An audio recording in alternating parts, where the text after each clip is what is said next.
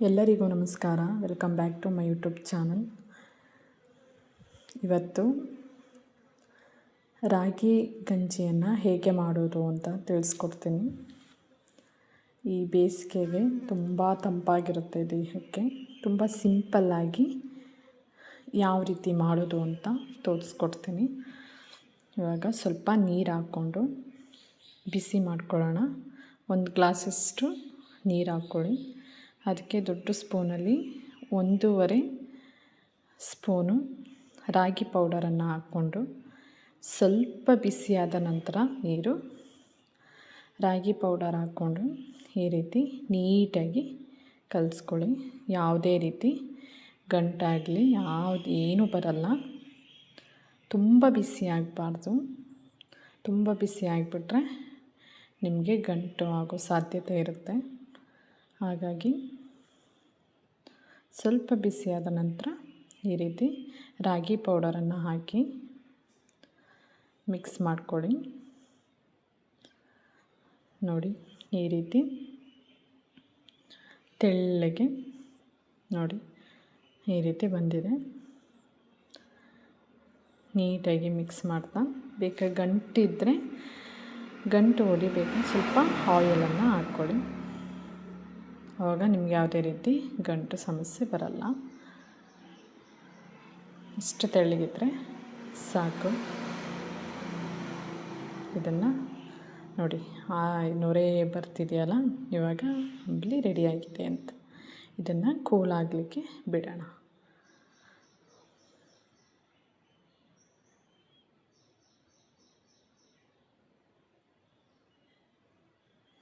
ನೋಡಿ friends, cool ಆಗಿದೆ. Cool ಆದಮೇಲೆ ಸ್ವಲ್ಪ ಗಟ್ಟಿಯಾಗಿದೆ. ಇವಾಗ ಇದಕ್ಕೆ ಮೊಸರನ್ನು ಸೇರಿಸೋಣ. ಮೊಸರು ಹಾಕ್ಕೊಂಡು ತುಂಬ ಕೂಲ್ ಆಗಲಿ, ಇಲ್ಲಾಂದರೆ ಮೊಸರು ಹೊಡ್ಕೊಳ್ಳುತ್ತೆ ಫ್ರೆಂಡ್ಸ್. ತುಂಬ ಕೂಲ್ ಆದಮೇಲೆ ಮೊಸರನ್ನು ಹಾಕಿ ಈ ರೀತಿ ಮಿಕ್ಸ್ ಮಾಡ್ಕೊಳ್ಳಿ. ಒಂದ್ಸಲಿ ಮಿಕ್ಸ್ ಮಾಡಿದ ನಂತರ ನಿಮಗೆ ಎಷ್ಟು ತೆಳ್ಳಗೆ ಬೇಕು ಅಷ್ಟು ನೀರನ್ನು ಸೇರಿಸ್ಕೊಳ್ಳಿ. ನೋಡಿ ಫ್ರೆಂಡ್ಸ್, ಇದು ತೆಳ್ಳಗಿದ್ರೆ ಇನ್ನೂ ಚೆನ್ನಾಗಿರುತ್ತೆ. ಬೇಕಾದರೆ ನೀವು ಮಜ್ಜಿಗೆನೂ ಬಳಸ್ಬೋದು. ನಾನು ಡೈರೆಕ್ಟ್ ಮೊಸರೇ ಹಾಕಿ ಮಾಡ್ತಾಯಿದ್ದೀನಿ. ತುಂಬ ಚೆನ್ನಾಗಿರುತ್ತೆ.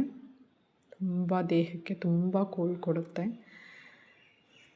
ಇನ್ನೊಂದು ಸ್ವಲ್ಪ ನೀರು ಹಾಕ್ಕೊಳ್ಳೋಣ. ನಿಮ್ಮೆಷ್ಟು ತೆಳ್ಳಗೆ ಬೇಕು ಅಷ್ಟು ತೆಳ್ಳಗೆ ಮಾಡ್ಕೊಳ್ಳಿ. ಇವಾಗೆಲ್ಲ ಪ್ಯಾಕೆಟ್ ಅಂಬಲಿನ ಮಾಡ್ತಿದ್ದಾರೆ. ಅದಕ್ಕಿಂತ ಮನೆಯಲ್ಲೇ ಮಾಡ್ಕೊಳ್ಳಿ, ತುಂಬ ಚೆನ್ನಾಗಿರುತ್ತೆ.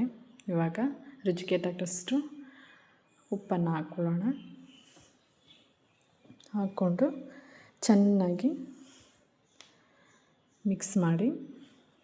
ಇವಾಗ ಜೀರಿಗೆನ ಹಾಗೆ ಬೇಕಾದರೂ ಹಾಕ್ಕೊಳ್ಳಿ. ಇದು ಗ್ಯಾಸ್ಟ್ರಿಕ್ ಸಮಸ್ಯೆಗೆ ತುಂಬ ಒಳ್ಳೆಯದು. ಹಾಗಾಗಿ ಇಲ್ಲಾಂದರೆ ಸ್ವಲ್ಪ ಕುಟ್ಟಿ ಬೇಕಾದರೂ ಹಾಕ್ಕೊಳ್ಳಿ. ಇವಾಗ 1 ಈರುಳ್ಳಿನ ಕಟ್ ಮಾಡಿ ಹಾಕ್ಕೊಳ್ಳೋಣ. ಚಿಕ್ಕದಾಗಿ ಹೆಚ್ಚಿಕೊಳ್ಳಿ ಈರುಳ್ಳಿನ. ಮತ್ತು ಸ್ವಲ್ಪ ಸಾಂಬಾರು ಸೊಪ್ಪು, ನೀವು ಕರಿಬೇವಿದ್ದರೆ ಅದನ್ನು ಸ್ವಲ್ಪ ಆ್ಯಡ್ ಮಾಡ್ಕೊಳ್ಳಿ. ಅದು ಘಮ ಚೆನ್ನಾಗಿ ಬರುತ್ತೆ, ಟೇಸ್ಟು ಇನ್ನೂ ಚೆನ್ನಾಗಿ ಬರುತ್ತೆ ಅದು. ಇವಾಗ ನೋಡಿ, ರಾಗಿ ಅಂಬಲಿ ರೆಡಿಯಾಗಿದೆ. ಇಷ್ಟು ತೆಳ್ಳಗಿದ್ರೆ ಸಾಕು. ನಿಮ್ಗೆ ಇನ್ನೂ ತೆಳ್ಳಗೆ ಬೇಕು ಅಂದರೆ ಇನ್ನೂ ತೆಳ್ಳಗೆ ಮಾಡ್ಕೊಳ್ಳಿ.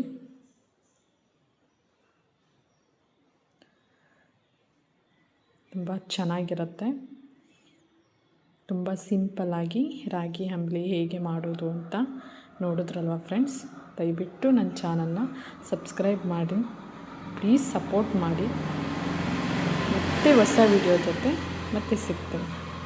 ಅಲ್ಲಿವರೆಗೂ ಟಾಟಾ, ಬಾಯ್.